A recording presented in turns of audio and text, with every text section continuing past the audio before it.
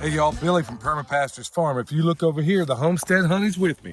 And of course, William's holding the camera as well. Cold day, but hey, it's a beautiful day.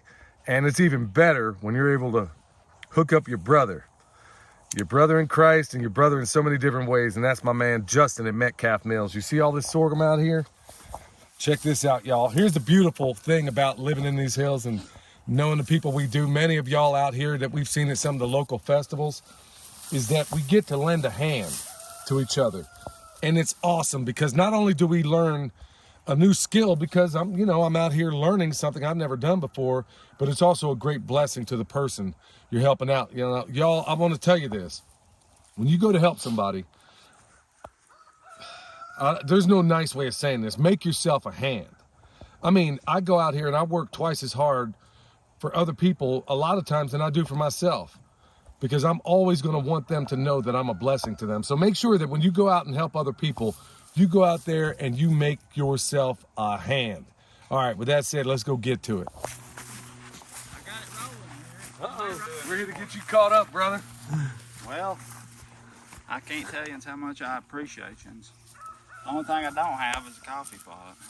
It's all right. Well, we didn't bring a thermos either. Yeah. But hey, we're out here to have the great Justin Metcalf show us how to strip sorghum, right? Well, last night you was outrunning me. I may have to leave the field if I don't start. I don't know about all that. But hey, y'all, the moral to the story is when you go out and help somebody, you make yourself a hand. That's the real story. And honestly, think about the craft you're going to get out of it too. I've never done this in my life, but there's somebody else that has. And if I go out here and make myself a hand, I'm going to learn myself a new craft. And I was helping last night, and one of the cool things about that is when that stuff was dripping down on me, which by the way, when I got home, I was wondering why the right side of my face, I couldn't smile. I had like, what's that disease where half your face works? I don't remember what it's called either. Well, stroke? Well, that wasn't what it was, I hope. I pray to God that wasn't what it was. Maybe I'm still a bit sticky on this side, but it looks like we're ready to rock. So, Justin. Folks, from my channel, I'm talking to you now.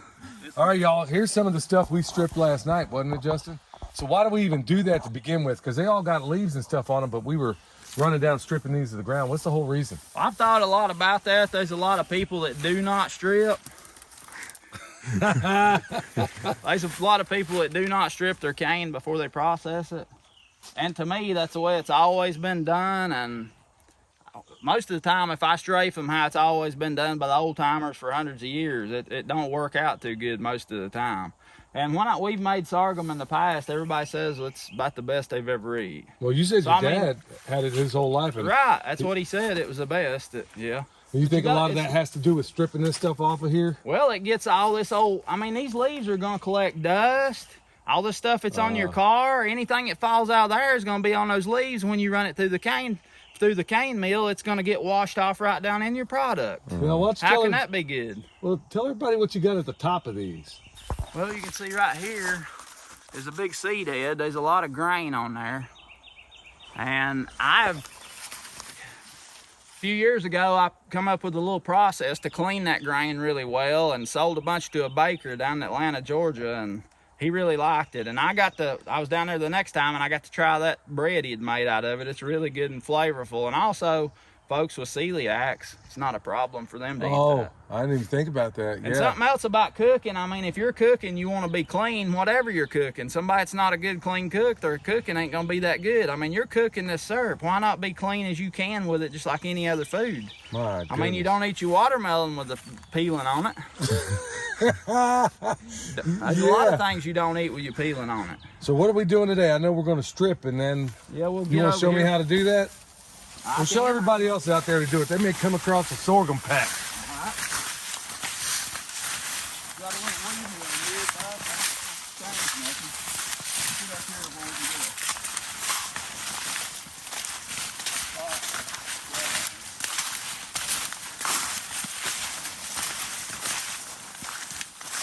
Michelle, you wanna be the? He already taught me. You wanna? Yeah, I need to learn how to. Yeah, go ahead and show her from the pro how to do it. Well, what I found out, you get these little suckers up here, And I didn't used to, but when I'd run this through the cane mill with this part on, if you just take the leaf off, that's not good enough in my opinion. Rain gets down in here and it turns orange colored and it messes with the flavor of the syrup, I've noticed. So I come up here with these suckers, bust them off. See that ice in there? All that water go right in your, and that's what rain from the sky and everything else floating around up there. Who knows what's in there? So I break these suckers off, get all that off. And then you don't have to do that on all of them. Some of them don't have the suckers on them. But then I just come down with my glove and just take the blades off. It's now careful, honey. You're gonna bust that thing off if you ain't careful. It's all right. Some of them will break. That ain't no big deal. We can still get them. So and you don't want them to break. Yeah, you can leave that top flag leaf, Michelle, because it's a pain to get. And we can just pull it off. But as it goes through the cane mill, okay, that's a lot easier. Seems like. What I do. Just bust that off like that and then just come down as fast as I can. Yep, it's a little. Look at that, y'all. Homestead honey's a quick study, y'all. Well done. Sometimes, not most of the time. I'll be honest, y'all. I was tired coming back from that festival last night, and then Justin was out here working, and he let me and William know. William had to go to kung fu practice, and jiu-jitsu. Okay, yeah, same thing. Anyway, he's out there doing his kung fu, and I saw Justin work on the cane. I bet there's a move for that. Yeah, you bet. I mean, he can karate chop it all the way down each side. Judo works good on these suckers. Just chop a sucker.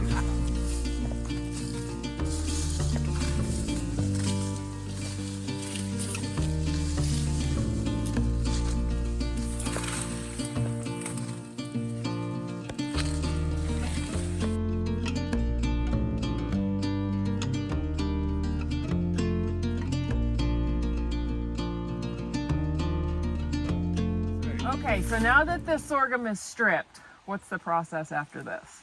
Now we'll bring a truck and trailer and come through and chop it off at the ground. What I do is I'll gather up as many as I can in one hand and chop them off and keep them up. I don't let them touch the ground, because if they get dirt on them, that dirt's got, I mean, you know, when dirt gets in water, it makes it muddy. We don't want our cane juice getting muddy. So, and that's an old time way of doing it. I've been told by old timers, do not let it touch the ground. So I'll get what I can in my left hand, chop them off, pick them up, take them, lay them on the trailer. And then usually Virginia or somebody else is at the trailer with some snips cutting the heads off. Right here, Will. Just snip them off. I usually leave a pretty good little stem on them, about that long or something.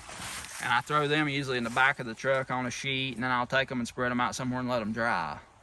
Now, when they dry, what happens then? Is this something you could put through your mill, them heads? Because you were telling me the difference between if you're going to keep them for seed or not. So you want to explain that, how you get one or the other? Yeah, a couple years ago, I figured out how to thrash these seeds off, which is taking the seeds off of the plant stem and the head. And then it's about, I think, 7 or 8 different steps to get those seeds what I thought was clean enough to go in a grain mill. I had to kind of invent a process or two, because they've got these little coats around the seed. I call them glooms. I think that's what they're called. It's a little coat, and you have to get that off, and it's pretty hard to get off till you got a clean seed. Now that's if you're going to keep seed. Now in the case of something that's like this, for milling. If you're keeping seed, you leave all that on there. That's part of the seed, kinda. But if you're going to mill it in a grain mill, I try to get all that off I can before I mill it. So now on this one here, when you said we cut this off, this is just so something we could mill. This isn't seed you'd keep necessarily? Well, a lot of times when you're harvesting this stuff, it's not mature. Like on this seed head right here. So for syrup, you would harvest it before the seeds are actually ready. Exactly. You want to get it, and that sugar's peaking. Is my nose clean, by the way? You're good enough. On camera it You're is. good enough. Edit it out, Will. Put one of them blurry spots. So you'll get part of the seeds will be hard where they're getting ripe, and then the middle will be more doughy, and then it'll be kind of almost milky down on the bottom side. That's kind of the ideal space. You might be able to see it more green, and it starts getting more ripe up here. That's a good indicator that it's ready to harvest, and the sugar is getting just right on it. So you're gonna have seeds on this head that are immature and more mature. So you save all this for seed. When I do that, I try to gently get the seeds off, because then only the ripe ones will fall off. The green ones are harder to get off. So you can kind of get the seeds that are ready to be planted off and keep them separate from the rest that way. But this volunteer cane over behind us, I'm gonna leave some of those just for seed and just let it mature, because then you got good genetics and good seed. Okay. So you get one or the other typically. That's how you do it? Well, I mean, I've done both. I've always harvested well, not always, but the last few years harvested the grain off these, let it dry, get it off. Yeah, it's just, I mean, it will dry out, but I know it's not as good as fully ripe seed. But Okay. it will dry out, and there's nothing wrong with it. Yeah. So. All right, but the intent for this is to wind up milling it, at least the stuff we get off of this here. Yeah, I mean, yeah. So Dry it, mill it. It's great for chicken feed. Oh, I didn't even think of that. Yeah. Yeah. Rabbit feed. I want to do some experimenting the flavor of this stuff. See, you can buy grain sorghum. It's grown like wheat. It's a little plant, but this is sweet sorghum, and the flavor is different. And I want to mill some of this and experiment with that flour and see yeah. what. See who he's telling, Yeah. because he's wondering what you're Hey. gonna wind up making out of it. Go for it. Bring it looking down. This way right here, man. Yeah, he's aiming. He was know, looking right I dead know. at you. Yay, we'll get it figured out. Yeah, my taste buds ain't forgot about who can do some magic with baker some on the mountain. flour and all kinds of different Best things. baker on the mountain. There you go. Yeah, that's right. So is that how it goes? Like the sugar, there's like a prime time, like the sugar goes up into the stalk and then it eventually leaves again? Yeah, it's like it comes up and then goes back down. You want to catch it usually between 15 to 20, but I have made it over 20 and it's still really good. So that's what they say is just ideal for the. So what I do is I come above the second joint on the plant and I cut off a piece. And then I'll skin it back. What I usually do is peel off this outside. You don't have to do this, it just makes it easier the way I'm gonna do it right now. If you got a pair of pliers, you can squeeze it with the pliers and mash the juice out, but if you're squeezing it with your teeth like I'm about to do, oh, you got pliers? Yeah. Oh, sweet. It's gonna save me having to bite it. Unless you want to bite it. Well, I do, but Okay, for the that works. video, we'll use the pliers. If you want to bite it, that's fine. I will eat some after. Okay. So this refractometer, it's got just a lens here, and it's got like a prism in here how it works. So we'll squeeze the juice of the sorghum on here. So there's no sunshine, but light will work, should make it work fine, just enough light we got. Squeeze the juice on, put this down, it puts the juice in a perfect layer, I guess you'd say, on that lens. And when you look through this end, you can see it's got it's like a blue, there'll be a blue like cloud come down. You got a number scale, and that blue cloud will be down in the line where it is. That's what the sugar content is, or what the bricks is. The bricks is the measurement for the sugar. There it goes. How much you want? Yeah, just keep squeezing. That's probably good.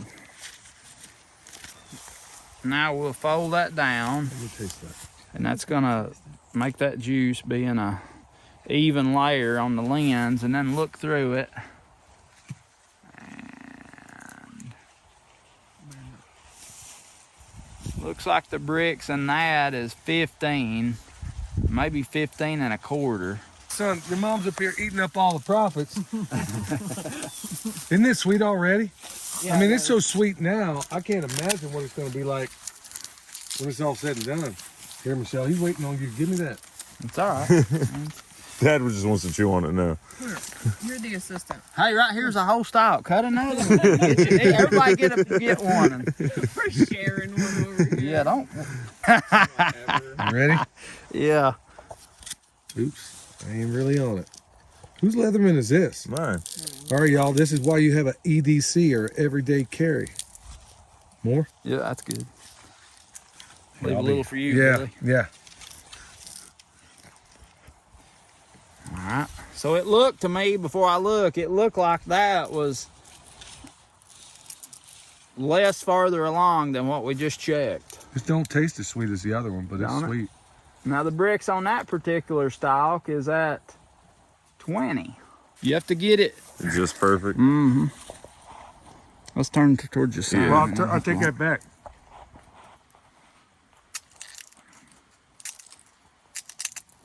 Yeah, you can see it at 20. Yeah, you can see it just for a second. It's hard to get it just the right spot. Yep. But you can get There it. you There go. it is. There it is. You can see it, people. There it is.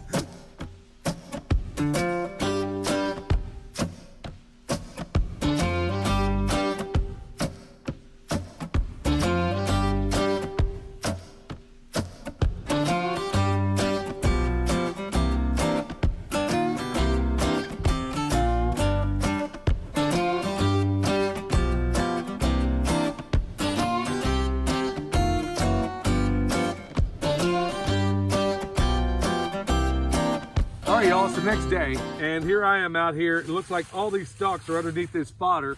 We put it down like this, and we put fodder on top to try to keep the frost off of it. That's exactly, you know, we want to make sure all this stuff turns out right. So anyway, we got a trailer of it. It's back at Justin's place. And this stuff out here, he's probably going to find pretty cool, neat ways for us to maybe process it out in the field. But how cool is it, y'all? Made myself a hand. My family made ourselves a hand. Even had some neighbors down the way that saw what we were doing, came over, helped out, did all their stuff as well. And it really, you know, it helped out. And we worked into nighttime last night, but we got it done. Now, what you don't see is on that side over there, there's a fair amount that's been left behind for seed for the future. Now, that stuff over there was not in lines and rows because last year he basically tilled it all under and it just kind of re-expressed itself. And in fact, it probably produced, we'll know for sure, but it almost certainly produced a product that's even going to be better than the stuff that was put in lines and rows. But we'll let Justin talk about that in the future. So anyway, y'all, if you need anything from us, bone sauce, comfrey, it's bone sauce season. So everything, you know, when the leaves are falling off, best time to put that on. We'll be doing a video about how to do that if you don't know in the future. We got that concealed carry class that's going to be happening at the end of the month. So check that out. We'll have a description down below. Also, if you haven't, check out the most ballin' pimpcast out there, or podcast out there. We call it the Permaculture Pimpcast. You can find a link for that down below. Till next time. Oh, before I forget, also, at the end of this week, Ben and Denise at Renewed Homestead have a little gathering out there at Toe River Campground. That information is also going to be linked down below. We're going to be there. Justin's going to be there. Ben and Denise are going to be there. And a lot of awesome people like you are going to be there. Look forward to meeting you all. And till next time, this is Billy from Perma Pastures Farm, where permaculture is my passion. We'll see you.